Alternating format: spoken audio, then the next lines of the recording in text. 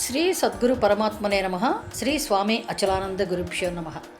మానవుణ్ణి పట్టుకుని వదిలిపెట్టకుండా కొన్ని వాసనలు అంటిపెట్టుకుని ఉంటాయి. వాటిలో ముఖ్యమైనవి 3 వాసనలు ఉన్నాయి.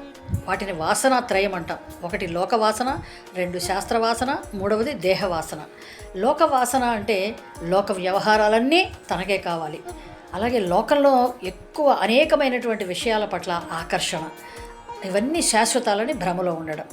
2వది శాస్త్రవాసన అంటే శాస్త్ర పరిజ్ఞానం మీద ఎక్కువ ఆసక్తి, శాస్త్రాలు తిరిగేస్తూ ఉండడం, ఆ శాస్త్రాల్లో చెప్పిన జపతపో వ్రతాలు, యజ్ఞయాగాది క్రతువులు ఆచరిస్తూ ఉండడం, అసలు ఆత్మజ్ఞానం గురించే పట్టించుకోడు.